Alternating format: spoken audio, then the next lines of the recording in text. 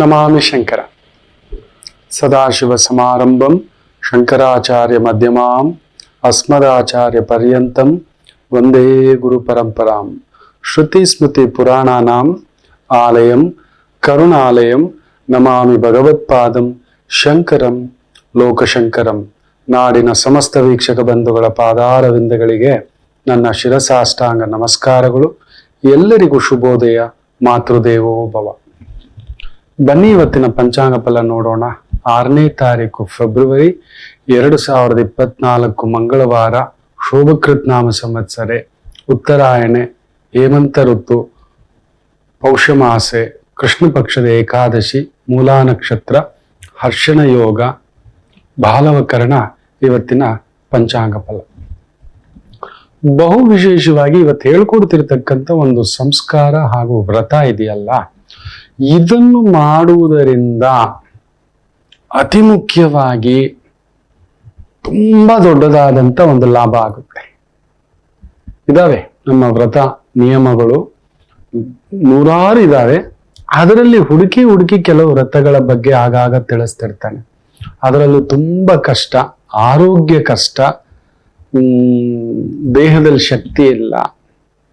ಮುಖ್ಯವಾಗಿ diabetic patient ಇದ್ದೀರಿ, ಹೌದು, ಬೇರೆ ಬೇರೆ ರೀತಿಯ ಕಾಯಿಲೆಗಳಾಗ್ತಿದೆ, ಪದೇ ಪದೇ ಕಾಯಿಲೆ ಆಗ್ತಿದೆ, ವೆಯ್ಟ್ ಲಾಸ್ ಆಗ್ಬೇಕು. ಈ ಒಂದು ವ್ರತವನ್ನ ಮಾಡುವುದರಿಂದ ಅತಿ ಮುಖ್ಯವಾಗಿ ಅನ್ನದೋಷ ಹೋಗುತ್ತದೆ. ನಮಗೆ ತಿಳಿಯದೆ ತಿನ್ನುವ ಅನ್ನ ಅನ್ನೋದು ಏನಿದೆಯಲ್ಲ, ನಮ್ಮ ಸಮಯ ಚೆನ್ನಾಗಿತ್ತು, ಪರಮಾನ್ನ ಆಗ್ಬಿಡುತ್ತೆ, ಅಮೃತ ಆಗ್ಬಿಡುತ್ತೆ. ಸಮಯ ಕೆಟ್ಟಿದೆ. ಈ ಪರಮಾನ್ನ ಅನ್ನತಕ್ಕಂಥದ್ದು ನಮಗೆ ವಿಷ ಆಗ್ಬಿಡುತ್ತೆ. ಅಮೃತವೂ ಕೂಡ ಅತಿಯಾದರೆ ಅಮೃತವೂ ಕೂಡ ವಿಷವಾಗುತ್ತದೆ ಅಂತ ಹೇಳ್ತೇವೆ. ಈ ಒಂದು ಜಾತಕದಲ್ಲಿ ಚಂದ್ರದೋಷ, ಅನ್ನಪೂರ್ಣೇಶ್ವರಿಯ ದೋಷ ಯಾವತ್ತೂ ಕಷ್ಟವೇ ಗುರುಗಳೇ. ಎಷ್ಟು ದುಡಿದ್ರೂ ನಿಲ್ತಿಲ್ಲ ಗುರುಗಳೇ, ಎಷ್ಟು ದುಡಿದ್ರೂ ಎತ್ತಿಡ್ಲಿಕ್ಕೆ ಆಗ್ತಿಲ್ಲ ಗುರುಗಳೇ. ಅದರಲ್ಲೂ ಮನೆಯಲ್ಲಿ ಅನ್ನಕ್ಕೆ ರೇಷನ್ಗೆ ಕಷ್ಟ ಆಗ್ತಿದೆ ಗುರುಗಳೇ, ಉಳಿಸ್ಲಿಕ್ಕೆ ಆಗ್ತಿಲ್ಲ ಗುರುಗಳೇ, ಎತ್ತಿಡ್ಲಿಕ್ಕೆ ಆಗ್ತಿಲ್ಲ ಗುರುಗಳೇ. ಯಾಕೋ ಅನ್ನ ಕೆಂಪು ಬಣ್ಣಕ್ಕೆ ತಿರುಗ್ತಿದೆ ಗುರುಗಳೇ. ಕೆಲವೊಂದು ನಮಗೆ ಗೊತ್ತಿಲ್ಲದೆ ಪ್ರಕೃತಿಯ ರೂಪಗಳು ತೋರಿಸ್ಕೊಡ್ತವೆ.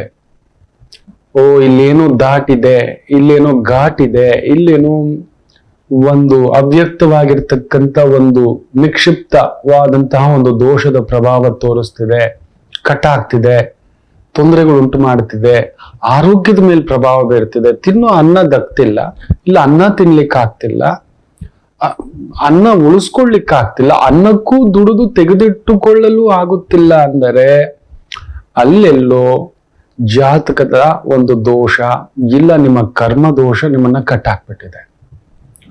ಈ ಒಂದು ವ್ರತ ಇದೆಯಲ್ಲ, ತುಂಬಾ ಕಷ್ಟ, ನೆನ್ಪಿಟ್ಕೊಳ್ಳಿ. ಎಲ್ರೂ ಮಾಡ್ಲಿಕ್ಕೆ ಆಗೋದಿಲ್ಲ.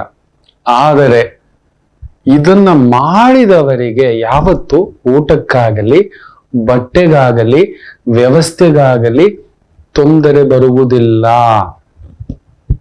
ಖಂಡಿತ ಅಂಥದೊಂದು ವಿಸ್ಮಯ ಶಕ್ತಿ ಈ ಒಂದು ವ್ರತದಲ್ಲಿದೆ. ಯಾರಿಗೆ ಊಟ, ಬಟ್ಟೆ, ವ್ಯವಸ್ಥೆ ಹಾಗೂ ಆರೋಗ್ಯ ದೋಷ ಏನೋ ಹೋಗಿ ಗುರುಗಳೇ, ತುಂಬಾ ನೋಡ್ತಿರ್ತೇನೆ ಜಾತಕಗಳನ್ನ, ತಪ್ಪಿಸ್ಲಿಕ್ಕಾಗೋದಿಲ್ಲ. ಆದರೆ ಒಂದು ನೆರಳು ಕೊಡಬಹುದು. ಬಿಸಿಲು ಗ್ಯಾರಂಟಿ. ಒಂದು ನೆರಳು, ಸ್ವಲ್ಪ ಹೊತ್ತಾದ್ರೂ ಬೀಸಣಿಗೆ ಇಟ್ಕೊಂಡು ಗಾಳಿ ಬೀಸ್ಕೊಳ್ಳೋ ತರ, ಒಂದು ಫ್ಯಾನ್ ಆದ್ರೂ, ಒಂದು ಕೊಡೆಯಾದ್ರೂ ಇಟ್ಕೊಳ್ಳೋ ರೀತಿಯಲ್ಲಿ ಈ ಒಂದು ವ್ರತ ಅದ್ಭುತವಾದ ಕೆಲಸ ಮಾಡುತ್ತದೆ. ದಯಮಾಡಿ ಬರೆದಿಟ್ಕೊಳ್ಳಿ. ನಿಮಗೆ ಆದರೆ ಮಾತ್ರ. ಮತ್ತೆ ಮತ್ತೆ ಹೇಳ್ತಿದ್ದಾನೆ, ಗುರುಗಳು ಹೇಳಿದ್ರು ನಾವು ಮಾಡಿಬಿಡೋಣ. ಸುಲಭವಲ್ಲ. ಯಾವುದೇ ಆಗಲಿ, ಯಾವ ಕಾರ್ಯವೇ ಆಗಲಿ ಸುಲಭವಲ್ಲ. ಕಲಿಯೋವರೆಗೂ ಬ್ರಹ್ಮವಿದ್ಯೆ, ಕಲಿತ ಮೇಲೆ ಕೋತಿ ವಿದ್ಯೆ. ಈ ಒಂದು ವ್ರತವೂ ಹಾಗೆಯೇ. ಇದನ್ನ ಅನುಷ್ಠಾನ ತಗೊಳ್ಳೋದೇ ಒಂದ್ ಸ್ವಲ್ಪ ಕಷ್ಟ, ಆಚರಣೆ ಮಾಡೋದು ಇನ್ನೂ ಕಷ್ಟ.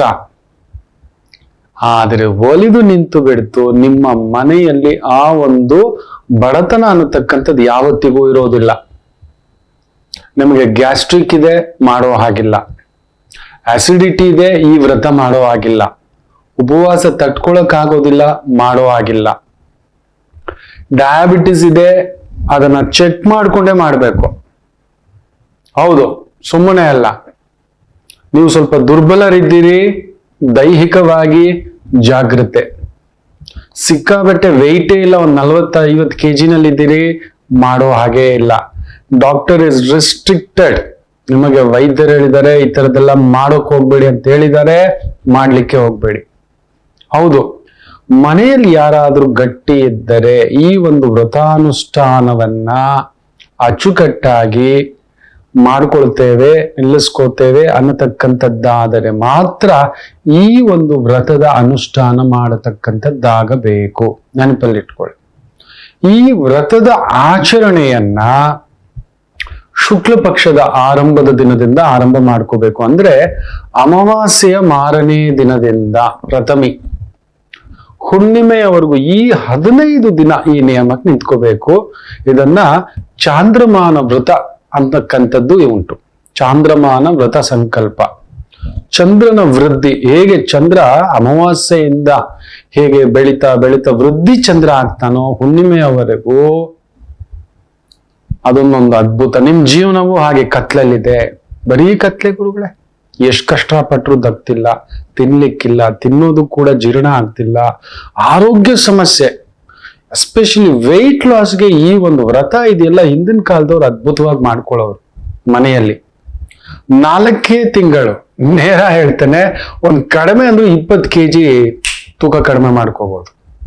ಎಸ್, ನೀವು ಮನೋದೀಕ್ಷೆಯಿಂದ ಏಕಾಗ್ರತೆಯಿಂದ ತಪಸ್ಸಿನ ಹಾಗೆ ಈ ಒಂದು ವ್ರತ ಸಂಕಲ್ಪ ಮಾಡ್ಕೊಂಡ್ಬಿಟ್ರೆ ನೀವೊಂದು ಅನ್ನಪೂರ್ಣೇಶ್ವರಿ ಆಗ್ತೀರಿ, ಕಾಶಿ ವಿಶ್ವನಾಥ ಆಗ್ತೀರಿ. ಯಾರು ಬಂದರು, ಎಷ್ಟೊತ್ತಿಗೆ ಬಂದರೂ ಅನ್ನ ಕೊಡುವಷ್ಟು ಶಕ್ತಿ, ಇನ್ನೊಬ್ಬ 10 ಜನಕ್ಕೆ ಅನ್ನ ಕೊಡುವಷ್ಟರ ಶಕ್ತಿ ನಿಮಗೆ ದಯಪಾಲಿಸುತ್ತದೆ. ಇದು ನಿಶ್ಚಿತ, ಖಂಡಿತ ಆಗುತ್ತೆ. ಆದರೆ ತುಂಬಾ ಕಠಿಣವಾದ ನಿಯಮ ಒಂದುಂಟು. ಈ ಚಾಂದ್ರಮಾನ ವ್ರತ ಸಂಕಲ್ಪ ಸುಮ್ಮನೆ ಅಲ್ಲ. ಎಷ್ಟು ಶಕ್ತಿ ಕೊಡುತ್ತೆ ಅಂದ್ರೆ ಬರೆದಿಟ್ಟುಕೊಳ್ಳಿ, 80 ಚಾಂದ್ರಮಾನ ವ್ರತ ಮಾಡಿದಂಥವರಿಗೆ, ಹೌದು, ಮಿನಿಮಮ್ ಅಲ್ಲೊಂದು ಸಂಕಲ್ಪ ಶುರು ಆಗುತ್ತೆ, ಅಲ್ಲಿಂದ ಶುರು ಆಗುತ್ತೆ. 1000 ಚಾಂದ್ರಮಾನ ವ್ರತ ಮಾಡಿದವರಿಗೆ ಅಖಂಡ ಸಾಮ್ರಾಜ್ಯ ಯೋಗ, ಅಷ್ಟೈಶ್ವರ್ಯ ಪ್ರಾಪ್ತಿ ಅನ್ನತಕ್ಕಂಥದ್ದಾಗುತ್ತೆ. ಸಾಮಾನ್ಯದ ಮಾತಲ್ಲ, ಎಲ್ರ ಕೈಯಲ್ಲೂ ಆಗೋಲ್ಲ. ಸಹಸ್ರ ಚಂದ್ರ ದರ್ಶನ ಅಂತ ಹೇಳ್ತೇವೆ ಇದನ್ನ, ಸಹಸ್ರ ಚಂದ್ರ ದರ್ಶನ. ಅದಕ್ಕೋಸ್ಕರವೇ ಅದನ್ನ ಡಿವೈಡ್ ಮಾಡಿದ್ದಾನೆ. 80ರಿಂದ 108 ಚಾಂದ್ರಮಾನ ವ್ರತ ಮಾಡ್ಕೊಂಡ್ರೇನೆ ಸಾಕು. ಅಂದ್ರೆ ತಿಂಗಳಿಗೆ ಒಂದು ಹುಣ್ಣಿಮೆ, ಅಮಾವಾಸ್ಯೆಯಿಂದ ಹುಣ್ಣಿಮೆವರೆಗೂ. ಸೊ 12 ತಿಂಗಳಿಗೆ 12, ಕಡಿಮೆ ಅಂದ್ರು 9 ವರ್ಷ 108 ಚಾಂದ್ರಮಾನ ವ್ರತ ಮಾಡಿಕೊಂಡವರಿಗೆ ಕಡಿಮೆ ಎಂದರು ಅಧಿಕಾರ ಯೋಗ. 108 ಜನಕ್ಕೆ ನಿತ್ಯ ಅನ್ನ ಕೊಡುವ ಯೋಗ ಇರುತ್ತದೆ, ಬರುತ್ತೆ, ಮಾಡ್ಬೇಕು ಅನ್ನೋದು ಈ ವ್ರತ ಸಂಕಲ್ಪದಲ್ಲಿದೆ. ಆರೋಗ್ಯ ಚೇತರಿಕೆ, ಮನೋಚೇತರಿಕೆ, ಯಾವತ್ತಿಗೂ ನಿಮ್ಗೆ ಬಳಲಿಕೆ ಅನ್ನೋದು ಬರೋಲ್ಲ, ದಾಹ ಅನ್ನೋದು ಬರೋದಿಲ್ಲ, ಹಸಿವೆಯಿಂದ ಬಳಲುವುದಿಲ್ಲ. ಯಾರು ನಿಮ್ಮ ಮನೆಗೆ ಹಸಿವೆಯಿಂದ ಬಳಲಿಕೊಂಡು ಬಂದರೂ ಅವರಿಗೆ ಹೊಟ್ಟೆ ತುಂಬ ಊಟ, ಬಟ್ಟೆ, ಬದುಕು ಕೊಡುವಷ್ಟರ ಶಕ್ತಿ ಸಾಮರ್ಥ್ಯ ನಿಮ್ಮದಾಗತಕ್ಕಂಥ ಒಂದು ಚೈತನ್ಯದ ಒಂದು ವ್ರತ. ಇದು ಸುಮ್ಮನೆ ಅಲ್ಲ. ದಯಮಾಡಿ ಹೇಳ್ತೇನೆ, ಕಾರ್ಯಕ್ರಮದ ಆರಂಭದಿಂದ ಪೂರ್ತಿವರೆಗೂ ಇದನ್ನು ಕೇಳಿ ಅದೇ ಪ್ರಕಾರವಾಗಿ ಮಾಡ್ಲಿಕ್ಕಾಗುತ್ತೆ. ಒಂದ್ 3 ದಿನ 5 ದಿನ ಯೋಚಿಸಿ, ಮನೆಯಲ್ಲಿ ಯಾರು ಗಟ್ಟಿ ಇದ್ದಾರೆ ಮಾಡಿಸ್ಬೋದು. ಆ ನಿಯಮಗಳು ಏನು? ಈ 15 ದಿನ ಅಮಾವಾಸ್ಯ ಮೊದಲನೇ ದಿನದಿಂದ, ನಿನ್ನೆ ಅಮಾವಾಸ್ಯೆ ಅಂದ್ರೆ ಇವತ್ತಿನಿಂದ 15ನೇ ದಿನದವರೆಗೂ ಯಾವ ನಿಯಮ ಇರಬೇಕು? ಅತಿ ಮುಖ್ಯವಾಗಿ ಈ 15 ದಿನ, ಅಮಾವಾಸ್ಯೆಯ ಮೊದಲನೇ ದಿನದಿಂದ 15 ಹುಣ್ಣಿಮೆಯ ದಿನದವರೆಗೂ 14 ದಿನ ಈ ಒಂದು ವ್ರತ ಮಾಡ್ಕೋಬೇಕಾಗುತ್ತೆ. ಹೊರಗಡೆ ತಿನ್ನಬಾರ್ದು, ಚಾಪೆ ಮೇಲೆ ಮಲಗಬೇಕು, ಬ್ರಹ್ಮಚರ್ಯ ಇರಬೇಕು, ಕೆಟ್ಟದ್ದು ಮಾತನಾಡಬಾರ್ದು, ಕೆಟ್ಟದ್ದು ದಾನ ಮಾಡಬಾರ್ದು, ಕೆಟ್ಟದ್ದು ತಗೋಬಾರ್ದು. ಅಂದ್ರೆ ಯಾರೋ ಕೊಟ್ರು ತಗೋತಾನೆ ಇಲ್ಲ, ಅವನ ಉದ್ದೇಶ ಸದುದ್ದೇಶ 2 ದುರುದ್ದೇಶ ತಿಳ್ಕೊಂಡೆ. ಹಾಗೆ ದಾನ ಮಾಡ್ತೇನೆ ಇದೆ ಈ ಒಂದು ಚಾಂದ್ರಮಾನ ವ್ರತ ಸಂಕಲ್ಪದಲ್ಲಿ. ದಾನವಿದೆ, ನಮ್ಮವ್ರಿಗೆ ಕೊಡೋದು, ನನ್ನ ಅಕ್ಕನಿಗೆ ಕೊಡೋದು, ಅವಳಿಗೆ ಆಲ್ರೆಡಿ ಹೊಟ್ಟೆ ತುಂಬಿದೆ ಕೊಡೋ ಆಗಿಲ್ಲ, ತಂಗಿಗೆ ಕೊಡೋದು ಇಲ್ಲ. ತೀರಾ ನಿರ್ಗತಿಕನಿಗೆ, ತೀರಾ ಬಡವನಿಗೆ ಒಂದು ದಾನ ಉಂಟು. ಪ್ರತಿ 15ನೇ ದಿನ ದಾನ ಉಂಟು. ಹುಣ್ಣಿಮೆಯ ದಿನ ದಾನ ಮಾಡಬೇಕು, ವೃದ್ಧಿಯಾಗುತ್ತೀರಿ. ಎಷ್ಟು ಶುದ್ಧವಾದ ಮಾತು, ಶುದ್ಧ ಆಲೋಚನೆಯಲ್ಲಿ ಇರ್ತೀರೋ. ಮನುಷ್ಯರು ನಾವು ಅಶುದ್ಧ ಬರುತ್ತೆ, ಆದರೆ ವೃತ ಸಂಕಲ್ಪದಲ್ಲಿರುವಾಗ ಆಯ್ತು, ಅಹಂ ಬ್ರಹ್ಮಾಸ್ಮಿ. ಆಗ್ಲಿ ರಾಮನಿಚ್ಛೆ, ಕೃಷ್ಣನಿಚ್ಛೆ, ದೇವಿ ಇಚ್ಛೆ, ನರಸಿಂಹರಿಚ್ಛೆ, ಶಾಸ್ತಾ ಇಚ್ಛೆ, ಗಣಪತಿ ಇಚ್ಛೆ, ಶಿವನಿಚ್ಛೆ, ಬುದ್ಧನಿಚ್ಛೆ. ನಿಮ್ಮ ಮನೆ ದೇವರು ಅತಿ ಮುಖ್ಯವಾಗಿ ಪೂಜೆ ಆಗ್ಬೇಕು. ಹೌದು, ಈ ವ್ರತಾಚರಣೆಗೆ ಅಂತ ಹೇಳಿಬಿಟ್ಟು ಒಂದು ದೇವರ ವಸ್ತ್ರ, ದೇವರ ಚಾಪೆ ತಂದಿಟ್ಕೊಳ್ಳಿ. ಅಂದ್ರೆ ಅದ್ರ ಮೇಲೆನೆ ಮಲಗ್ಬೇಕು. ಎಲ್ಲೆಲ್ಲೋ ಮಲಗ್ತೇನೆ, ಹೇಗೋ ಮಲಗ್ತೇನೆ ಅನ್ನೋದು ಏನೂ ಇಲ್ಲ. ಮನೆಯಲ್ಲಿ ಆ ಪೂಜೆ ಆದ ಮೇಲೆ ಬೇರೆ ಸೀರೆ ಉಟ್ಕೋಬಹುದು, ಬೇರೆ ವಸ್ತ್ರ ಪಂಚಶಲ್ಯ ಹಾಕೋಬಹುದು, ತೊಂದರೆ ಇಲ್ಲ. ದಂಪತಿಗಳು ಇಬ್ಬರೂ ಮಾಡಿದರೆ ಒಳ್ಳೆಯದು. ಇಲ್ಲ ದಂಪತಿಗಳಲ್ಲಿ ಒಬ್ರು ಗಂಡ, ಅಯ್ಯೋ ನಮ್ಮ ಯಜಮಾನ್ರು ಮಾಡ್ಬೋದು, ನಾನ್ ಮಾಡ್ಬೋದಾ ಗುರುಗಳೇ? ಮಾಡ್ಬೋದು. ಯಜಮಾನ್ರಿಲ್ಲ, ಮಾಡ್ಬೋದು. ಬಿಟ್ಟೋಗಿದ್ದಾರೆ, ಮಾಡ್ಬೋದು. ಮಗಳು ಮಾಡ್ಬೋದು. ಸೆಂಟ್ರಲ್ 5 ದಿನ ಬರುತ್ತೆ. ಮಕ್ಕಳ ಕೈಯಿಂದ ಮಾಡಿಸಿ ಪ್ರಸಾದ ಸೇವಿಸಿ, ಅವ್ರ ಕೈಯಿಂದ, ಯಜಮಾನ್ರ ಕೈಯಿಂದ ಎಲ್ಲ, ಹೆಂಡತಿ ಕೈಯಿಂದ ಪೂಜೆ ಮಾಡಿಸಿ ಅವ್ರ ಪಾಳಿಗೆ ಅವ್ರ ಏನಾದ್ರು ತಗೊಳ್ಳಿ, ತೊಂದರೆ ಇಲ್ಲ. ಆದ್ರೆ ಈ 15 ದಿನ ಬ್ರಹ್ಮಚರ್ಯ ನಿಯಮ ಉಂಟು. ಎಲ್ಲಂದ್ರೆ ಎಲ್ಲಿ ಸೂತಕ ಪುರುಡು ಹೋಗ್ಬೇಡಿ, ಮನೆಯವ್ರು ಹೋಗಿ ಬರ್ಲಿ, ತೊಂದರೆ ಇಲ್ಲ. ಆಕ್ಚುಲಿ ಹೇಳ್ಬೇಕು ಅಂದ್ರೆ ಅದು ದೋಷ ಆಗೋಯ್ತು, ಮತ್ತೆ ಶುರು ಹಚ್ಕೋಬೇಕು ಇನ್ನೊಂದು ಅಮಾವಾಸ್ಯೆಯಿಂದ. ಆ ಅಮಾವಾಸ್ಯೆ ಬಿಟ್ಬಿಡಿ, ಆ ತಿಂಗಳ ಕತೆ ಇಲ್ಲ. ಸೂತಕ ಆಗಿದೆ, ಪುರುಡ ಆಗಿದೆ, ಆ ತಿಂಗಳ ಪೂಜೆ ವಿಘ್ನ ಆಗೋಯ್ತು, ನೀವು ಮುಂದುವರಿಸ್ಕೊಂಡು ಹೋಗ್ಬೋದು, ಅದು ಲೆಕ್ಕಕ್ಕೆ ಬರೋದಿಲ್ಲ. ಕಡಿಮೆ ಅಂದರೂ 108 ಚಾಂದ್ರಮಾನ ದರ್ಶನ ಆಗ್ಬೇಕು, ಹುಣ್ಣಿಮೆಯ ಚಂದ್ರ ದರ್ಶನ ಆಗ್ಬೇಕು. ಇದು ನೆನಪಲ್ಲಿ ಇಟ್ಕೊಳ್ಳಿ. ಅಮಾವಾಸ್ಯೆಯ ಮೊದಲನೇ ದಿನದಿಂದ ನಿಮ್ಮ ಪೂಜಾಗ್ರಹ ಶುದ್ಧಿ, ಮನೆ ಶುದ್ಧಿ, ಎಷ್ಟು ಶುದ್ಧಿಯಾಗಿ ಇಟ್ಕೋತೀರೋ, ಟಾಯ್ಲೆಟ್ ಶುದ್ಧಿ ಇಟ್ಕೊಳ್ಳಿ, ಕಿಚನ್ ಶುದ್ಧಿ ಇಟ್ಕೊಳ್ಳಿ, ಹಾಲ್ ಶುದ್ಧಿ ಇಟ್ಕೊಳ್ಳಿ, ನೀವು ಶುದ್ಧಿ ಇರಿ. ದೇವಗ್ರಹ ಎಲ್ಲಿ ದೇವತಾರ್ಚನೆ ಮಾಡ್ತಿರೋ ಅದು ಶುದ್ಧಿ ಇರತಕ್ಕಂಥದ್ದು. ನಿಮಗೆ ಶಕ್ತಿ ಇರತಕ್ಕಂಥ ಪತ್ರೆ, ಪ್ರಸಾದ ಏನಿರುತ್ತೋ ಅದನ್ನ ತಗೋಬಂದು ಅಮಾವಾಸ್ಯೆಯ ಮೊದಲನೇ ದಿನ ತೀರಿದ ಮೊದಲನೇ ದಿನ ಪೂರ್ತಿ ಉಪವಾಸ ಇರಬೇಕು. ಆ ದಿನ ಎದ್ದು ಸಂಧ್ಯಾಕಾಲ ಪೂಜೆ ಆಗ್ಬೇಕು. ಮನೆ ದೇವ್ರಿಗೊಂದು ಪೂಜೆ ಮಾಡಿ, ಅಲ್ಲೊಂದು ತಟ್ಟೆಯಲ್ಲಿ ಅಕ್ಕಿ ಬೆಲ್ಲ ಇಟ್ಟು, ಅಲ್ಲೊಂದು ದೇವಿ ದಿಗ್ಬಂಧ ಇಟ್ಬಿಡಿ. ಇಟ್ಟು ಆ ಅಕ್ಕಿ ಬೆಲ್ಲ ತೆಗೆದು ಪ್ರಸಾದ, ಒಂದ್ ಸ್ವಲ್ಪ ಬೆಲ್ಲ ಹಾಕೊಳ್ಳಿ, ಅಕ್ಕಿ ಹಾಕಿ ಪ್ರಸಾದ ಮಾಡಿ, ಸಂಜೆ ಬೆಳಿಗ್ಗೆಯಿಂದ ಏನು ತಗೋಬಾರ್ದು. ಇನ್ನೂ ನಿಯಮ ಇದೆ, ಕಠೋರ ನಿಯಮ, ನೀರು ಸಮೇತ ತಗೋಬಾರ್ದು ಅಂತ ಹೇಳುತ್ತೆ. ಅದಕ್ಕೆ ಹೇಳ್ತಿದ್ದಾನೆ, ತುಂಬಾ ಕಷ್ಟ. ಅದನ್ನ ಸ್ವಲ್ಪ ಎಳ್ನೀರು ತಗೋಬಹುದು, ಸ್ವಲ್ಪ ಮಜ್ಜಿಗೆ ತಗೋಬಹುದು, ಹಣ್ಣು, ಒಂದ್ ಸ್ವಲ್ಪ ಹಾಲು ಕುಡಿಬಹುದು, ಬೇರೆ ಇನ್ನೇನು ತಗೊಳ್ಳೋ ಆಗಿಲ್ಲ.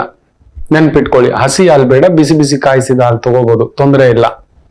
ನಾನ್ ಮಾಡ್ತೇನೆ ಗುರುಗಳೇ ಅಂದ್ರೆ ಅವತ್ತು ಸಂಜೆ ದೇವರಿಗೆ ಧೂಪ ದೀಪ ನೈವೇದ್ಯಕ್ಕೆ ಏನೋ ಒಂದ್ ಬೆಲ್ಲ ಇಟ್ಟು, ಅಕ್ಕಿ ಇಟ್ಟು ಪೂಜೆ ಮಾಡಿ, ಒಂದ್ ಬಟ್ಲು ಕೊಬ್ಬರಿ ಇಟ್ಟು ಪೂಜೆ ಮಾಡಿ, ಅಕ್ಕಿ ತೆಗೆದು ಪ್ರಸಾದ ಮಾಡಿ ಮನೆಯವರೆಲ್ಲ ತಿನ್ಲಿ. ನೀವೆಷ್ಟು ತಿನ್ಬೇಕು ಗೊತ್ತಾ? ಒಂದು ತುತ್ತು ಪ್ರಸಾದ. ಈ ರೀತಿ ಇಟ್ಕೊಂಡು ಏನು ಒಂದು ತುತ್ತು ಇದೆಯಲ್ಲ, ಮೊದಲನೇ ದಿನ ಅಮಾವಾಸ್ಯೆ ಆದ ಮಾರನೇ ದಿನ ಪ್ರಥಮೆ ಅಂತ ಏನ್ ಹೇಳ್ತೇವೆ, ಅವತ್ತು ಒಂದು ತುತ್ತು ತಿನ್ನಿ, ಅದೇ ನಿಮ್ ಪ್ರಸಾದ. ಹಣ್ಣು ತಗೋತೇನೆ, ಇನ್ನೊಂದು ಲೋಟ ಹಾಲು ತಗೋತೇನೆ, ಅದ್ರ ನಂತರ ಇಲ್ಲ, ಒಪ್ಪುವುದಿಲ್ಲ. ನೀರು ಕುಡಿಬೋದು ಸ್ವಲ್ಪ. ಎಸ್, ಆ ದೇವ್ರ ಚಾಪೆ ಮೇಲೆ ಮಲ್ಕೊಳ್ಳಿ. ಅಮ್ಮ ಅನ್ನಪೂರ್ಣೇಶ್ವರಿ ಈ ವ್ರತ ಮಾಡ್ತಿದ್ದಾನೆ, ನನ್ನ ಮನೆಯ ಈ ಕಷ್ಟ ಕೋಟಲೆ, ಈ ಒಂದು ಬಡತನ ಹಾಗೂ ನಾವು ಕೊಡುವ ಹಾಗೆ ಆಗ್ಲಿ ಅಂತ ಹೇಳ್ಬಿಟ್ಟು ಒಂದು ಮಂತ್ರವನ್ನ ಒಂದು ಸ್ಲಿಪ್ ಅಲ್ಲಿ ಬರ್ಕೊಳ್ಳಿ. ಓಂ ಚಂ ಚಂದ್ರಾಯ ನಮಃ, ಓಂ ಚಂ ಚಂದ್ರಾಯ ನಮಃ. ಇದು ಒಂದು 108 ಬಾರಿ ಜಪ ಮಾಡ್ಕೊಳ್ಳಿ.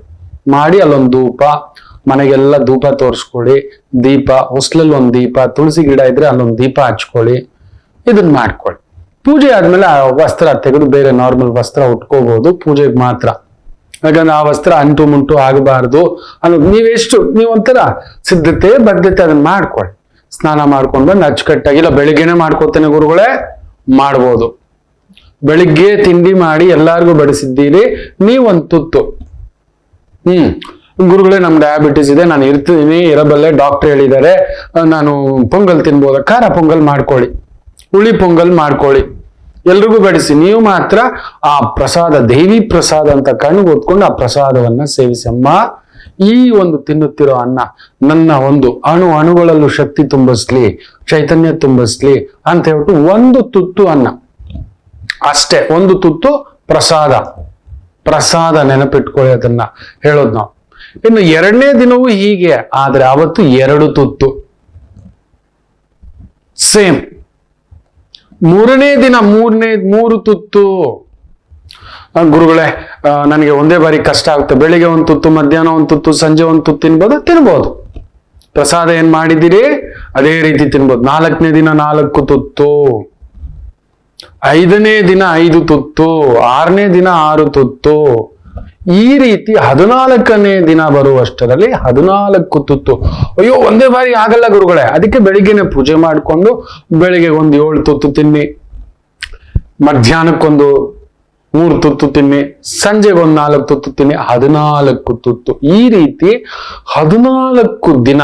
ಮೊದಲನೇ ದಿನ 1 ತುತ್ತು, 2ನೇ ದಿನ 2 ತುತ್ತು, 3ನೇ ದಿನ ವೃದ್ಧಿ ಚಂದ್ರ ಹೇಗಾಗ್ತಿದನೋ ನಿಮ್ ಶಕ್ತಿ, ಹೌದು, ವೃದ್ಧಿ ಆಗತಕ್ಕಂಥ ಭಾವ. ಅದಕ್ಕೆ ಶುಕ್ಲ ಪಕ್ಷಗಳನ್ನ ನಾವು ನೋಡ್ತೇವೆ. ಏನಾದ್ರೂ ಶುಭ ಕಾರ್ಯ ಮಾಡಬೇಕು ಅಂದ್ರೆ ಗೃಹ ಪ್ರವೇಶ, ಗೃಹ ನಿರ್ಮಾಣ, ಮದುವೆ, ಮುಂಜಿ, ನಾಮಕರಣ ಇದೆಲ್ಲ ನೋಡ್ಬೇಕಾದ್ರೆ ಮೊದಲು ನೋಡೋದು ಶುಕ್ಲ ಪಕ್ಷ. ಇದನ್ನೇ ಶುಕ್ಲ ಪಕ್ಷ, ವೃದ್ಧಿ ಚಂದ್ರ ಅನ್ನತಕ್ಕಂಥದ್ದು. ಈ ರೀತಿ ಆರಂಭ ಮಾಡತಕ್ಕಂಥದ್ದು ಮಾಡಬೇಕು. ಮಧುಮಾಂಸಗಳಿಂದ ದೂರ ಇರಬೇಕು, ಬ್ರಹ್ಮಚರ್ಯ. ಈ ಒಂದು ಶುಕ್ಲ ಪಕ್ಷದಲ್ಲಿ ನೆನಪಿಟ್ಕೊಳ್ಳಿ. ಈ 14 ದಿನ ನೀವು ಇದೇ ರೀತಿ ಇರಬೇಕಾಗುತ್ತೆ. ಒಂದಷ್ಟು ಫಲತಾಂಬೂಲ, ಒಂದ್ ಸಣ್ಣದಾಗಿ, ಇಲ್ಲ ಅಂದ್ರೆ ನಾನು ಬರೀ ಹಣ್ಣೆ ತಿಂತೇನೆ ಗುರುಗಳು ಅಂದ್ರೆ ಆ ತುತ್ತಗ್ ಮೀರಿ ತಿನ್ನೋ ಆಗಿಲ್ಲ. ಇಲ್ಲ, 14 ದಿನ ಈ ರೀತಿ ಮಾಡಿ 15ನೇ ದಿನ ಪ್ರಸಾದ ಸೇವಿಸ್ಬೋದು ಹೊಟ್ಟೆ ತುಂಬಾ. ಅವತ್ತು ಆಯಿತು ಅಂದ್ರೆ 15 ತುತ್ತು ತಿನ್ನಬಹುದು. ನಾನೇನ್ ಹೇಳ್ತೇನೆ, 14 ತುತ್ತು ತಿನ್ನಿ. ಬೆಳಿಗ್ಗೆನು ತಿನ್ನಿ, ಮಧ್ಯಾಹ್ನನು ತಿನ್ನಿ, ಸಂಜೆ ದೀಪ ಹಚ್ಚಿದ ಮೇಲೆ ಅವತ್ತೇನ್ ಮಾಡ್ಬೇಕು ಅಂದ್ರೆ ಒಂದು ಒಳ್ಳೆ ವಸ್ತ್ರ ತರಬೇಕು. ಒಂದು ಶರ್ಟ್ ಪೀಸು, ಪ್ಯಾಂಟ್ ಪೀಸು ಈ ತರ ತಗೊಬನ್ನಿ. ಇಲ್ಲ, ಒಂದು ಬ್ಲೌಸ್ ಪೀಸು, ಒಂದು ಸ್ಯಾರಿ ತಗೊಬನ್ನಿ. ಅದರಲ್ಲಿ ಬಳೆ, ಬೆಲ್ಲ, ಕೊಬ್ಬರಿ, ಅರಿಶಿನ, ಕುಂಕುಮ ಈ ರೀತಿ ಇಟ್ಟು, ಒಂದ್ ಸ್ವಲ್ಪ ಬೊಗಸೆ ಅಕ್ಕಿ ಇಟ್ಟು, ಅದನ್ನ ಅಷ್ಟು ಹಣ್ಣು ಹಂಪಲು ಇಟ್ಟು, ಯಾರಾದ್ರೂ ಬಡ ಸ್ತ್ರೀ ಮನೆಗೆ ಹೋಗ್ಬೇಕು, ಹುಡ್ಕೊಂಡೋಗಿ. ತೀರಾ ನಿರ್ಗತಿಕರು, ತೀರಾ ಬಡವರು, ಎಲ್ಲೋ ದೇವಸ್ಥಾನದ ಹತ್ರ ಇರ್ತಾರೆ, ಬಂದಿರ್ತಾರೆ, ದರ್ಶನಕ್ಕೆ ಬಂದಿರ್ತಾರೆ, ತಗೊಳಮ್ಮ ಅಂತೇಳಿ ನಿಮ್ಮ ಮನೆ ದೇವರನ್ನ ನೆನೆಸಿಕೊಂಡು ಆ ಒಂದು ವೃದ್ಧಿ ಚಂದ್ರ ನಿನ್ನ ಮನೆಯು ಬೆಳಗಲಿ ಅಂತ ಹೇಳಿ ಸಂಕಲ್ಪ ಮಾಡ್ಕೊಂಡು ಈ ಮಂತ್ರಾನುಷ್ಠಾನದ ಈ ಒಂದು ಸೀರೆ, ಬಳೆ ಏನ್ ತಂದಿಟ್ಟು 14 ದಿನ ಪೂಜೆ ಮಾಡಿದ್ರಲ್ವಾ, 15ನೇ ದಿನ ಇಲ್ಲ ಯಾರೋ ಗಂಡಸರಿಗೆ ಪ್ಯಾಂಟ್ ಪೀಸ್, ಶರ್ಟ್ ಪೀಸ್ ಕೊಡ್ಬೋದು. ಇಲ್ಲ ಒಂದ್ ಶಲ್ಯ, ಒಂದ್ ಪಂಚೆ, ಒಂದು ಶರ್ಟ್ ಪೀಸ್ ಇಟ್ಬಿಟ್ಟು ಕೊಡ್ಬೋದು. ಬಡವರಿಗೆ ನೆನಪಿಟ್ಟುಕೊಳ್ಳಿ, ಬಡವರಿಗೆ ಅವ್ರ ಅದನ್ನ ಧರಿಸುವಂತದ್ದಿರ್ಬೇಕು. ಒಳ್ಳೆ ಬಟ್ಟೆ ಒಂದ್ 300 ರೂಪಾಯಿ ಕೊಟ್ಟು ತಗೊಬನ್ನಿ, ಈಗ ಸಿಗ್ತವೆ, ಒಳ್ಳೇದು. ಕಾಟನ್ನೇ ತಂದಿಡ್ಬೋದು, ಸಿಲ್ಕೇ ತಂದಿಡಬೇಕು ಅನ್ನತಕ್ಕಂಥದ್ದೇನೂ ಇಲ್ಲ. ಈ 15ನೇ ದಿನ ಆ 108 ಬಾರಿ ಜಪ ಮಾಡಿಕೊಂಡು, ಏನು ಮೊದಲನೇ ದಿನವೇ ತಂದಿಟ್ಟು ಪೂಜೆ ಮಾಡ್ಕೊಂಡಿದ್ರೆ ಇನ್ನೂ ಒಳ್ಳೇದು. ಮೊದಲನೇ ದಿನದಿಂದಲೇ ಆ ಶರ್ಟು, ಇಲ್ಲ ನಮಗ್ ಶಕ್ತಿ ಇದೆ ಗುರುಗಳೇ, ಶರ್ಟ್ ಪೀಸು ಕೊಡ್ತಾನೆ, ಪ್ಯಾಂಟ್ ಪೀಸು ಕೊಡ್ತಾನೆ, ಸೀರೆನೂ ಕೊಡ್ತಾನೆ, ಬ್ಲೌಸ್ ಪೀಸು ಕೊಡ್ತಾನೆ, ಬಳೆನೂ ಕೊಡ್ತಾನೆ, ಒಂದ್ ಹ್ಯಾಂಡ್ ಕರ್ಚೀಫ್ ಇಡ್ತಾನೆ, ಒಂದ್ ಶಲ್ಯ ಪಂಚೆ, ಇನ್ನೊಂದು ಶರ್ಟ್ ಪೀಸ್ ಇಟ್ಟು ಆಚಾರ್ಯರಿಗೂ ಕೊಡ್ತಾನೆ, ಕೊಡಬಹುದು. ನಾನು 100 ಜನಕ್ಕೆ ಕೊಡ್ತೇನೆ, ಕೊಡಬಹುದು. ನಾ ಹೇಳ್ತೇನೆ ಒಬ್ಬರಿಗೆ ಕೊಡಿ. ಇಲ್ಲ ದಂಪತಿಗಳು, ಒಂದ್ ಗಂಡ ಹೆಂಡತಿ, ಬಡತನದ ಕುಟುಂಬ, ಅವ್ರ ಮನೆಗೆ ಇದನ್ನ ಕೊಡ್ತೇನೆ ತಗೊಂಡ್ ಹೋಗ್ಬಿಟ್ಟು, ಪ್ರತಿ ಬಾರಿ ಅವ್ರಿಗೆ ಕೊಡ್ಬೇಕು ಅನ್ನೋದಿಲ್ಲ. ಇನ್ನೊಬ್ಬರನ್ನು ಹುಡುಕಿಟ್ಕೋಬೇಕು.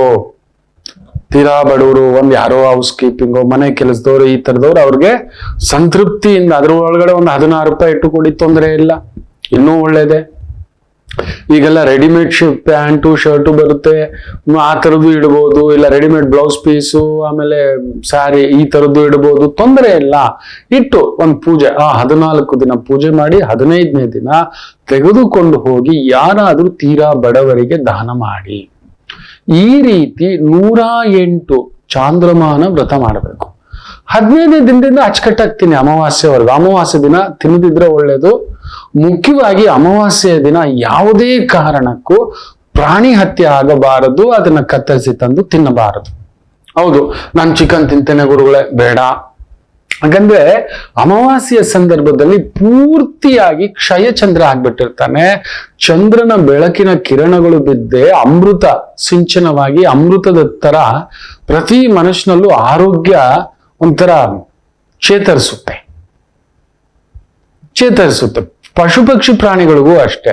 ಅವು ಒಂಥರ ಕಾಯಿಲೆ ಬಿದ್ಬಿಟ್ಟಿರ್ತವೆ. ಅವತ್ತೇ ತಗೊಬಂದು ಕಟ್ ಮಾಡಿದ್ರೆ ನಮಗೂ ನಾನಾ ಕಾಯಿಲೆಗಳು ಅನ್ನತಕ್ಕಂಥದ್ದು. ಅದಕ್ಕೆ ಅಮಾವಾಸ್ಯೆಯ ಮೊದಲನೇ ದಿನದಿಂದ, ಅಮಾವಾಸ್ಯೆ ನಿನ್ನೆ, ಇವತ್ತಿನಿಂದ 15 ದಿನ 14 ದಿನ ಅಂತೂ ಈ ರೀತಿಯ ಪ್ರಸಾದ ತಿನ್ಬೇಕು. ನಾನ್ ವೆಜ್ ತಿನ್ಬೇಡಿ. ಹುಣ್ಣಿಮೆ ದಿನನೂ ತಿನ್ಬೇಡಿ. ಅಮಾವಾಸ್ಯೆ ಹುಣ್ಣಿಮೆ ದಿನ ನಾನ್ ವೆಜ್ ತಿನ್ಬೇಡಿ. ಅತಿಯಾದರೆ ಅದೂ ಒಂದು ಕಷ್ಟ.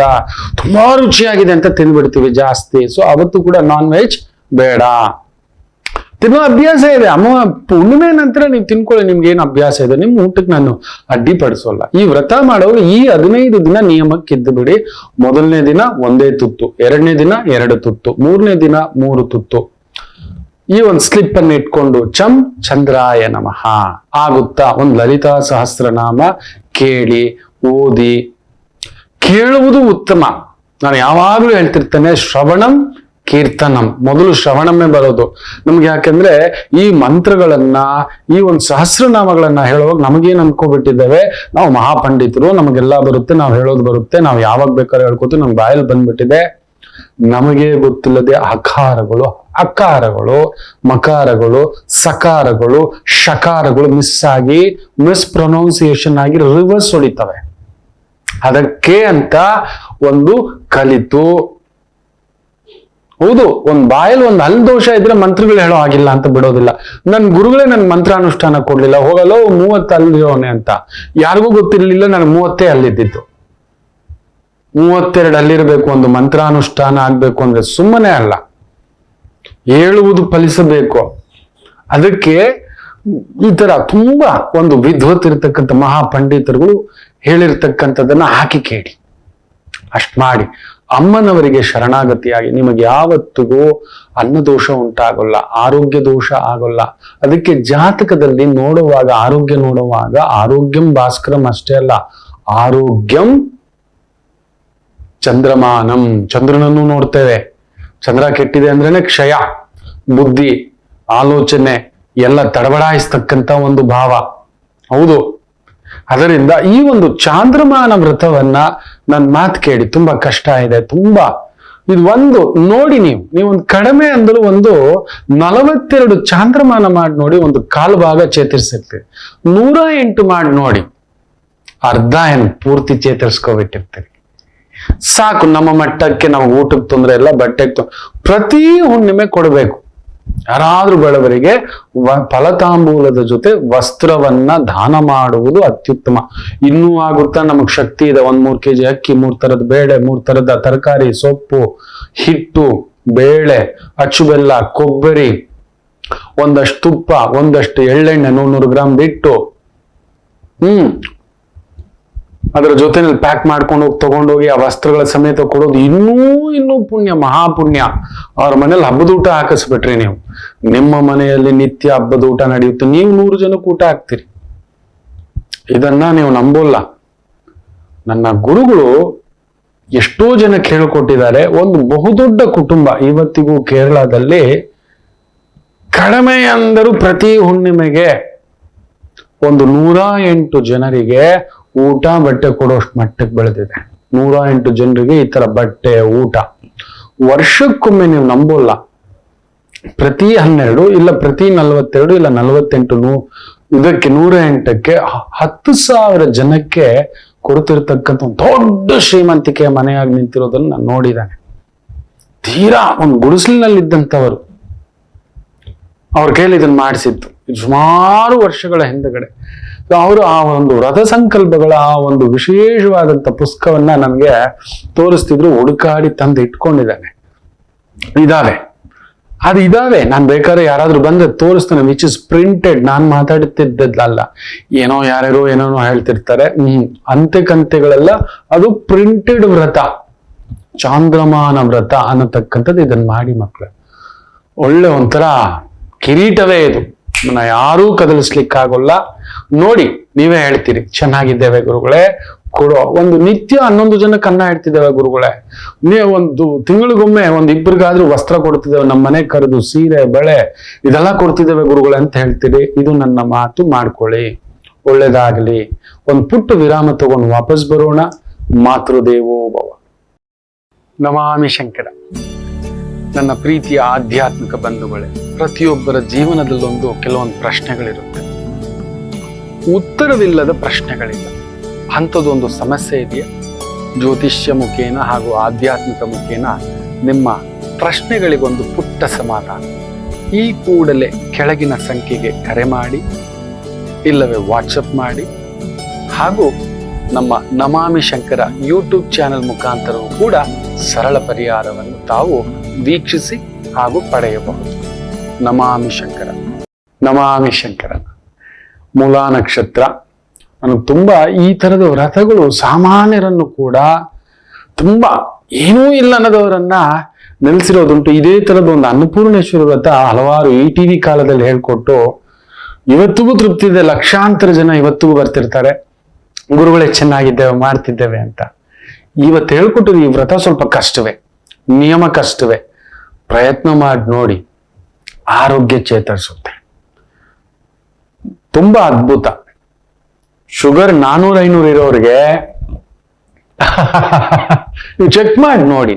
ಒಂದು ಬಾರಿ ಒಂದು ಚಾಂದ್ರಮಾನ ವ್ರತ ಮಾಡ್ಲಿಕ್ಕಾಗುತ್ತೋ ಒಂದು ಟ್ರೈ ಮಾಡಿ ನೋಡಿ. ಒಂದು ತುತ್ತು, ಸ್ವಲ್ಪ ಹಾಲು ಆಗಾಗ, ನೀವು ನೋಡಿ, ಒಂದು ತುತ್ತಿಂದ ಆರಂಭ ಮಾಡಿ. ನೀವು ನೋಡಿ, ಅಲ್ಲೊಂದು ನಡೀತಕ್ಕಂಥ ಒಂದು ರಿವರ್ಸ್, ಅದೊಂದು ಮ್ಯಾಜಿಕ್ ತೋರಿಸ್ಕೊಡ್ತಾನೆ. ವೆಯ್ಟ್ ಸಿಕ್ಕಾಬಟ್ಟೆ ಇದ್ದೀರಿ, PCOD ಇದೆ, ಥೈರಾಯ್ಡ್ ಆಗ್ಬಿಟ್ಟಿದೆ ಗುರುಗಳೇ, ಈ ತರದ ಸಮಸ್ಯೆಯಿಂದ ಬಳಲ್ತಿರ್ತಕ್ಕಂಥದ್ದು ಇದೊಂದು ಪ್ರಯತ್ನ ಮಾಡಿ ನೋಡಿ. ಅದೊಂದು ಮ್ಯಾಜಿಕ್ ಉಂಟು, ನೋಡಿ, ಮಾಡ್ತೀರಿ ಅಂತ ಅನ್ಕೋತೇನೆ. ಒಳ್ಳೇದಾಗ್ಲಿ ಹೇಳ್ತಾ, ಮೂಲಾ ನಕ್ಷತ್ರ. ಚಂದ್ರ ಕೇತು ಸಾರದಲ್ಲಿದ್ದು, ಕೇತು ಕುಜನ್ ಸಾರದಲ್ಲಿದ್ದು, ಕುಜ ಉಚ್ಚಂಗತದಲ್ಲಿ ನಿಮಗೆ ಕೇಂದ್ರದಲ್ಲಿರೋದ್ರಿಂದ ಮೇಷರಾಶಿ ಅಧಿಕಾರ ಪ್ರಾಪ್ತಿ ಯೋಗ. ಸರ್ಕಾರ, ಅದರಲ್ಲೂ ಸೂರ್ಯ ಕುಜ ಸೇರಿದರೆ ದಂಡನಾಯಕರಾಗಿದ್ರೆ ಮಾತ್ರ ಕನ್ಫರ್ಮ್ ಹೇಳ್ತಾನೆ. ಗುರು ಕುಜ ಸೂರ್ಯ ಕೇಂದ್ರಕ್ಕೆ ಬಂದಾಗ ಅಲ್ಲೊಂದು ದೊಡ್ಡ ಪ್ರಮೋಷನ್ಸ್ ನಡೆಯುತ್ತೆ, ತುಂಬಾ ದೊಡ್ಡದಾದಂತ ದಂಡನಾಯಕರ ಬದಲಾವಣೆ ಆಗುತ್ತೆ. ಈ military, defence, police, IGP, IAS, collector, ದೊರೆಮಟ್ಟದ ವ್ಯಕ್ತಿಗಳ ಒಂದು ಸ್ಥಾನದಲ್ಲೊಂದು ಪಲ್ಲಟ ಅಲ್ಲ, ಎತ್ತರ. ಆ ಜಾಗದಲ್ಲಿ ನೀವಿದ್ರೆ ಇನ್ನೊಂದಷ್ಟು ಎತ್ತರ, ಇನ್ನೊಂದಷ್ಟು ಗೌರವ, ಇನ್ನೊಂದಷ್ಟು ಸ್ಥಾನ, ಸ್ಥೈರ್ಯ ಅನ್ನತಕ್ಕಂಥದ್ದು.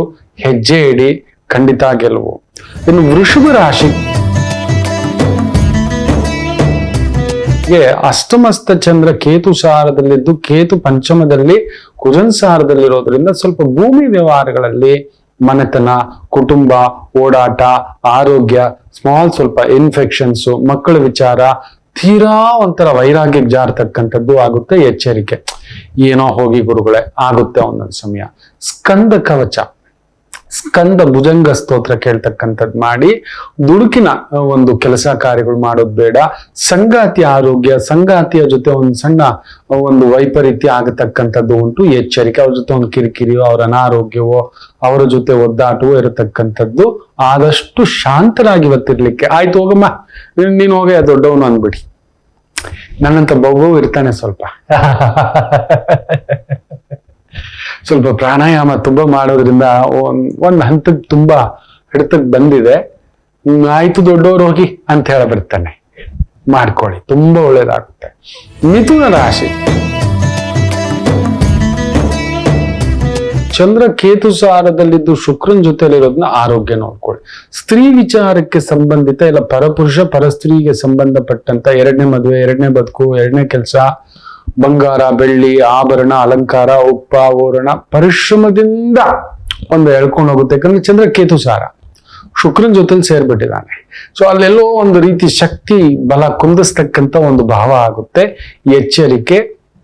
ಲಕ್ಷ್ಮೀ ಸಹಸ್ರನಾಮ, ಲಕ್ಷ್ಮೀ ದರ್ಶನ, ಲಕ್ಷ್ಮೀ ತೀರ್ಥ ಸ್ವಲ್ಪ ಸಮಾಧಾನ ಮಾಡುತ್ತೆ. ಮನೆಯ ಗೃಹಲಕ್ಷ್ಮಿಯನ್ನ, ಅಮ್ಮ ಇರ್ಬೋದು, ಅತ್ತಿಗೆ ಇರ್ಬೋದು, ಮಿಸ್ಸಸ್ ಇರ್ಬೋದು, ತಂಗಿ ಇರ್ಬೋದು, ಅಕ್ಕ ಇರ್ಬೋದು, ಅವ್ರ ಜೊತೆಗೆ ಸುಮಧುರವಾಗಿರೋ ಆನಂದಕರವಾಗಿರತಕ್ಕಂಥದ್ದು ಇರುತ್ತೆ.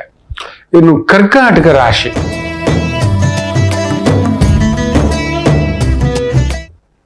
ಚಂದ್ರ ಕೇತು ಸಾರ, ಕೇತು ಕುಜನ್ ಸಾರ, ಕುಜ ಕೇಂದ್ರದಲ್ಲಿ ದಂಡೆತ್ತಿ ಹೋದ್ರೆ ಅದು ಕಥೆನೇ ಬೇರೆ. ನೀವು ದೊಡ್ಡ ಸ್ಥಾನದಲ್ಲಿದ್ರೆ ದೊಡ್ಡ ದೊಡ್ಡ ಯೋಜನೆಗಳು, ದೊಡ್ಡ ಕೆಲಸಗಳು, property, layout development, real estate, government projects, government ಕೆಲಸಗಳು, ಪ್ಲಂಬಿಂಗು, ಕನ್ಸ್ಟ್ರಕ್ಷನ್, ರಿಯಲ್ ಎಸ್ಟೇಟು, ರಸ್ತೆ ಕಾಮಗಾರಿ, ಸರ್ಕಾರಿ ಮಟ್ಟದ ಗುತ್ತಿಗೆದಾರರ ಕೆಲಸ, ಡಿಫೆನ್ಸ್, ಈ ತರದ ಉದ್ಯೋಗ ಕೆಲಸ ಕಾರ್ಯ ಅತ್ಯದ್ಭುತ ಪ್ರಗತಿ.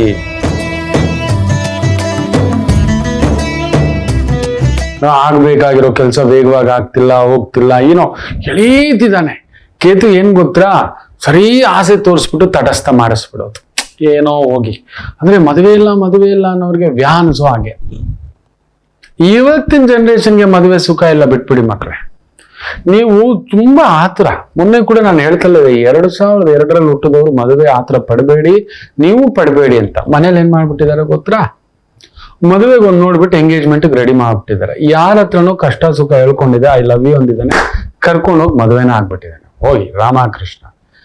ಮನೆ ಒತ್ತಡದ ಕನ್ಫ್ಯೂಷನ್ ಅಲ್ಲಿ ಬೆಂಕಿಯಿಂದ ಬಾಣ್ಲಿಗೆ ಜಿಗಿದ್ಬಿಟ್ಟಿದೆ ಹುಡುಗಿ. ಹುಡುಗ ಏನು ಎತ್ತ ಯಾವ ಕೆಲಸ ಕನ್ವಿನ್ಸ್ ಮಾಡೋ ತಾಳ್ಮೆ ಇಲ್ಲ. ಹೋಗ್ಲಿ, ಯಾರಾದ್ರೂ ಆಚಾರ್ಯರ ಹತ್ರ ನನಗಿದೆಯಾ? ಕರ್ಕಾಟಕ ಲಗ್ನ, ಗುರು ಉಚ್ಚಂಗತ ಮಗುಗೆ, ಬ್ಯೂಟಿಫುಲ್. ಜನ್ಮರಾಮ, ವನವಾಸ ರಾಮ, ಹುಚ್ಚು ರಾಮ ಅಂತೀನಿ ನಾನು ಅದನ್ನ. ಒಂಟಿ ಗುರು ಅಷ್ಟು ಎಡವಟ್ಟು ಗುರು ಇಲ್ಲ. ಕಟಕ ಲಗ್ನ ಬೇರೆ, ತಾಯಿ ಜೀವಕ್ಕೆ ಗೊತ್ತಾಗಿಲ್ಲ. ಮಗು ಗಾಬರಿ ಬಿದ್ದು ತಂದೆ ತಾಯಿನ ಕರ್ಕೊಂಡು ನನ್ನ ಹತ್ರ ಬಂದ್ಬಿಟ್ಟಿದೆ. ನಾನ್ ತಗೊಂಡ ನಿರ್ಧಾರ ಸರಿಯಾ, ಇದು ಏನಾಗುತ್ತೆ ಅನ್ನೋ ತರ. ಇನ್ನು BSc ಓದ್ತಿದೆ ಮಗಳೇ, ಪುಟ್ಟ ಬಾಬು, ತಲೆ ಕೆಡಿಸಿಟ್ಟಿದೆ ನೋಡಿ. ಎಲ್ರು ಅದನ್ನ ನೋಡಿದ್ದಾರೆ, ನವಾಂಶ ನೋಡೇ ಇಲ್ಲ. ಉಚ್ಚಂಗತ ಗುರು ನೀಚ ಗುರು ಆಗ್ಬಿಟ್ಟಿದ್ದಾನೆ.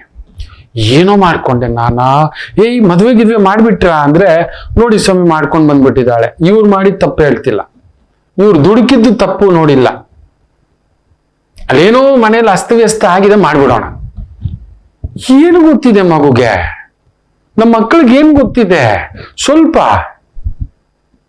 ಆ ಮಗು ಗಾಬರಿ ಪಡಿಸಿದ ತಕ್ಷಣ ಅವನಾದ್ರು ನೋಡಿ, ರಾಹು ದಶ ಚಂದ್ರ ಭಕ್ತಿ ಲಾಕ್ ಮಾಡಿ ಇಟ್ಬಿಟ್ಟಿದೆ, ಕನ್ಫ್ಯೂಷನ್ ಮಾಡಿ ಇಟ್ಬಿಟ್ಟಿದೆ ಮಗುಗೆ. ದುಡುಕ್ಬಿಟ್ಟಿದ್ದಾಳೆ. ಕೆಲವೊಂದು ಪರಿಹಾರ ಇದ್ ಮಾಡ್ಕೊ ಅಂತ ಹೇಳಿ ಸಮಾಧಾನ ಮಾಡಿ ಕಳಿಸ್ತೆ. ಸೊ ಅದರಿಂದ ಕೆಲವು ಬಾರಿ ನಮಗೆ ಈ ರೀತಿ ಪ್ರಚೋದನೆಗಳು ಬಂದಾಗ ತಟಸ್ಥ ಆಗಿ, ಇವತ್ತು ರಾಶಿ ಆ ತರದೊಂದು ತಟಸ್ಥ ಮಾಡಿಸುತ್ತೆ. ಚಂದ್ರ ಕೇತು ಸಾರದಲ್ಲಿದ್ದು, ಕೇತು ನಿಮ್ಮನೇಲೇ ಇದ್ದಾನೆ, ಒಂಚೂರು ತಳಮಳ ಇರುತ್ತೆ. ವೃತ್ತಿ ಉದ್ಯೋಗ ಒಂಚೂರು ಟೆನ್ಷನ್. ಕುಜ ಬೇರೆ ಪಂಚಮಕ್ಕೆ ಬಂದಿದ್ದಾನೆ, ಹುಷಾರ್. ತಡಬಳಾಯಿಸ್ತಾನೆ, ನಿಜವೇ ಹೌದು ಮಕ್ಕಳೇ. ನಮ್ಮನ್ನ ಕೈ ಮೀರಿ ನಡೆಸ್ಬಿಡುತ್ತೆ ಎಷ್ಟೋ ವಿಚಾರಗಳು. ತುಂಬಾ ಬುದ್ಧಿ ಇರೋರೇ ದುರ್ಬುದ್ಧಿ ಮಾಡ್ಕೊಳ್ಳೋದು. ಮೆಲ್ಲಗೆ ಎತ್ತಿ ದ್ರಾಕ್ಷಿ ತಿಂದಿರ್ತೀನಿ ನಾನು, ನಿಗ್ರಹಣೆ ಇಲ್ಲ. ಈ ಜೇಡಿ ಮಣ್ಣಿಗೆ ಆ ಬಾಳೆಹಣ್ಣು ಬಿಟ್ಕೊಳ್ಳೋಣ, ಇದು ಇದ್ದೇ ಇರುತ್ತೆ, ವಿಚಲಿತ ಮಾಡಿಟ್ಟು ಬಿಟ್ಟಿರುತ್ತೆ ನಮ್ಮನ್ನ. ಅಂತ ಸಂದರ್ಭದಲ್ಲಿ ಸ್ವಲ್ಪ ತಟಸ್ಥ. ಅದಕ್ಕೆ ಈ ವೈದಿಕ ಪರಿಹಾರ ಈ ತರದ್ದು ಒಂದು ನೋಡ್ಕೊಳ್ಳಿ ಅಂದಿದ್ದು. ದಯಮಾಡಿ ಕನ್ಯಾ ರಾಶಿ ಮತ್ತು ದುಡುಕ್ಬೇಡಿ. ಇಲ್ಲದ ಧಾವಂತ, ಇಲ್ಲದ ಆಸೆಯೋ, ಇನ್ಯಾರದೋ ಒಂದು ದುರಾಸೆಯೋ, ಇನ್ಯಾರದೋ ನಿರಾಸೆಯೋ ನಿಮ್ಮನ್ನ ಘಾಸಿಪಡಿಸಿ ಧುಮುಕ್ ಬಿಡಿಸುತ್ತೆ. ಹುಷಾರಾಗಿ ಹ್ಯಾಂಡಲ್ ಮಾಡಿ. ಗಣಪತಿ ಆರಾಧನೆ. ಇನ್ನು ವಿಶೇಷವಾಗಿ ತುಲಾ ರಾಶಿ.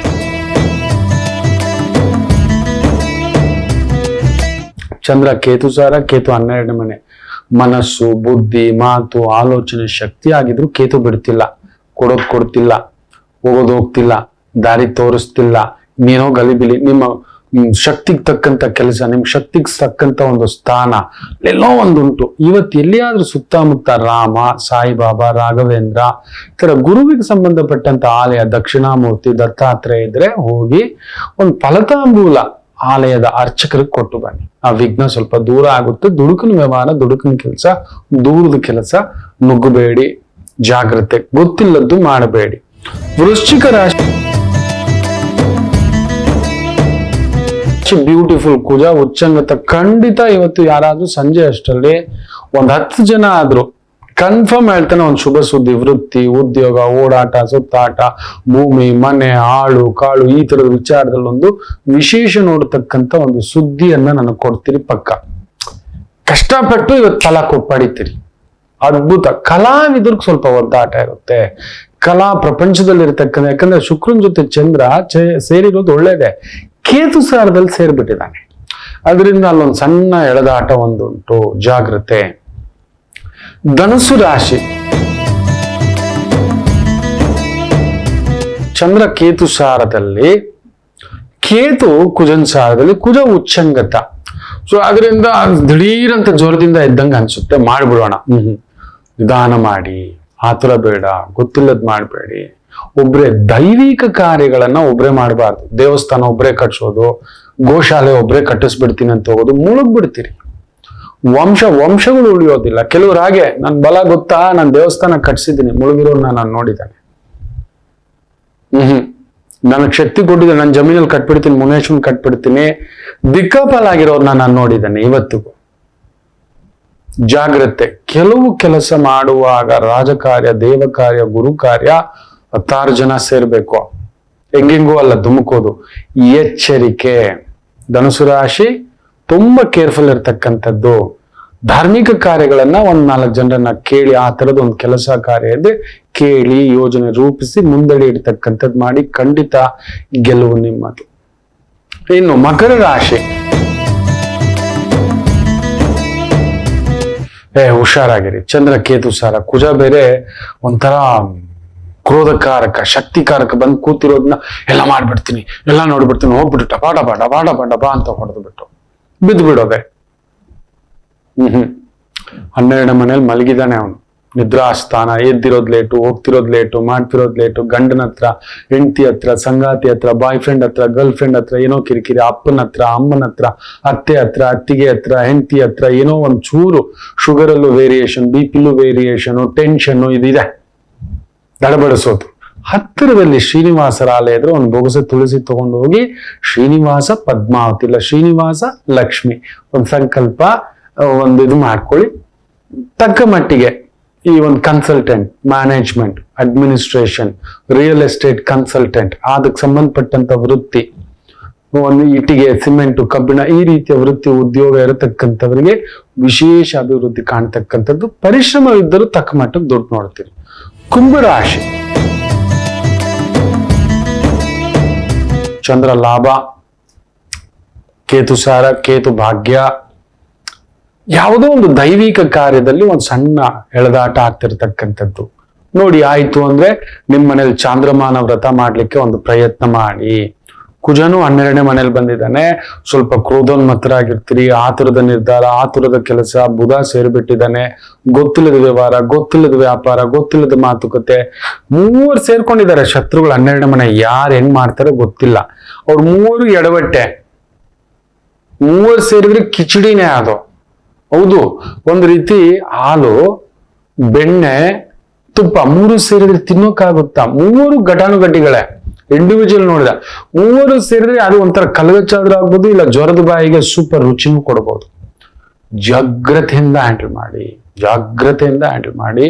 ಉಂಟು ಸರ್ಕಾರಿ ಮಟ್ಟದ ಕೆಲಸ ಕಾರ್ಯ, ವ್ಯವಸ್ಥೆ, ಸ್ಥಿತ್ಯಂತರ, ಇತಿ ಮಿತಿ, ಇದ್ರಲ್ಲಿ ದಿಢೀರ್ ಒಂದು ಬದಲಾವಣೆಗಳು ಬರಬಹುದು, ಇಲ್ಲ ದಿಢೀರ್ ತಟಸ್ಥಗಳು ಕೂಡ ಬರತಕ್ಕಂಥದ್ದಾಗುತ್ತೆ. ದೇವಿ ಜಗನ್ಮಾತೆ ಪಾರ್ವತಿ ಅಂಶದ ದೇವಸ್ಥಾನಗಳು, ಅಮ್ಮನವರು, ಗ್ರಾಮದೇವಿ, ಒಂದು ಕಡಿಮೆ ಅಂದ್ರೆ ಒಂದು 42-48 ದಿನ ಒಂದು ತುಪ್ಪದ ದೀಪ, ಬೆಲ್ಲದ ದೀಪ, ನಿಂಬೆಹಣ್ಣಿನ ದೀಪ ಹಚ್ತಾ ಬರ್ತಕ್ಕಂಥದ್ದು ಮಾಡಿ. ಸಮಾಧಾನಂ ವಿಜಯಂ. ಮೀನರಾಶಿ,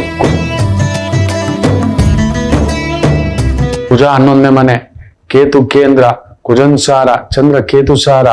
ಎಕ್ಸ್ಪೋರ್ಟ್, ಇಂಪೋರ್ಟ್, ಟ್ರಾವೆಲ್ಸ್, ಟೂರ್ಸ್, ಹೂವು, ಹಣ್ಣು, ಅಲಂಕಾರ, ಒಪ್ಪ, ಓರಣ, ನಾರಿಯರಿಗೆ ಸಂಬಂಧಪಟ್ಟಂತ ಕೆಲಸ, ಬೋಟಿಕ್ಕು, ಕೇಶಾಲಂಕಾರ, ಮೆಹಂದಿ, ಬಟ್ಟೆಗಳು, ಗಾರ್ಮೆಂಟ್ಸ್, ಈ ರೀತಿಯ ವೃತ್ತಿ, ಉದ್ಯೋಗ ಅದ್ಭುತ ಪ್ರಗತಿ ಕೊಡತಕ್ಕಂತ ಒಂದು ದಿನವಾಗಿರುತ್ತೆ. ಚೆನ್ನಾಗಿದೆ. ಸಂಗಾತಿ ಹತ್ರ, ಗಂಡ ಹೆಂಡತಿ, ಅಲ್ಲೊಂದು ನೋಡ್ಕೊಳ್ಳೆ, ಅಲ್ಲೊಂದು ಏನೋ ಹುಳಿ ಉಂಟು. ದೈವ ಹಾಗೆ ಮಕ್ಕಳೇ. ಹೌದು, ಯಾರನ್ನು ಪೂರ್ಣವಾಗಿರಲು ಬಿಡಲ್ಲ. ಆ ಪೂರ್ಣತ್ವ ಅನ್ನೋದು ಭಗವಂತನೊಬ್ಬನೇ.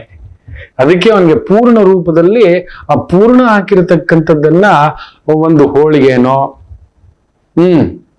ಪ್ರಸಾದ ಇಡ್ತೇವೆ, ಒಂದು ಮೋದಕನೋ ಇಟ್ಟು, ಒಬ್ಬಟ್ಟು, ಈ ತರದ ಕೆಲವೊಂದಿಟ್ಟು ಪ್ರಸಾದ ಇಟ್ಟು ಅದನ್ನ ನೈವೇದ್ಯವಾಗಿ ಸೇವಿಸ್ತೇವೆ. ನೋಡಿ, ಇವತ್ತಾಯ್ತು ಅಂದ್ರೆ ಮನೆ ದೇವರಿಗೆ ಒಂದು ಪೂರ್ಣ ಹಾಕಿರ್ತಕ್ಕಂಥ ಹೋಳಿಗೆ. ಅಪ್ಪ, ನಾನು ಅಪೂರ್ಣ, ನನ್ನನ್ನ ಒಂದು ಅಪೂರ್ಣತ್ವದಿಂದ ಎಡವಟ್ಟು ಹೋಗದಿದ್ದಾಗೆ ದಾರಿ ತೋರಿಸುವಂತ ಒಂದು ಸಂಕಲ್ಪ ಮಾಡ್ಕೊಂಡು ಹೆಜ್ಜೆ ಇಡಿ. ಒಳ್ಳೇದಾಗುತ್ತೆ, ಒಳ್ಳೆ ಸುದ್ದಿ, ಒಳ್ಳೆ ವೃತ್ತಿಯಲ್ಲಿ ಒಂದು ಯಶಸ್ಸು, ಕುಜಬೇರ ಉಚ್ಚಂಗತ, ಮನೆ ಕಟ್ಟಬೇಕು, ಮನೆ ಕೊಂಡ್ಕೋಬೇಕು, ಮನೆ ಮಾರ್ಬೇಕು, ಜಾಗ ತಗೋಬೇಕು, ವಾಹನ ಯೋಗ, ಭೂಮಿ ಯೋಗ, ಮನೆ ಯೋಗ, ಇವೆಲ್ಲವುಗಳನ್ನ ಒಂಥರ ವಿಚಿತ್ರಗಳು ನಡೆಯುತ್ತೆ ಮೀನರಾಶಿಯವರಿಗೆ. ಅಂಥದ್ದೊಂದು ಅದ್ಭುತ, ತುಂಬಾ ದೊಡ್ಡ ದೊಡ್ಡ ಕೆಲಸಗಳು ಕೈಗೂಡತಕ್ಕಂಥದ್ದು ಆಗುತ್ತೆ. ಎಲ್ಲರಿಗೂ ಒಳ್ಳೆಯದಾಗಲಿ. ಮಾತೃದೇವೋ ಭವ.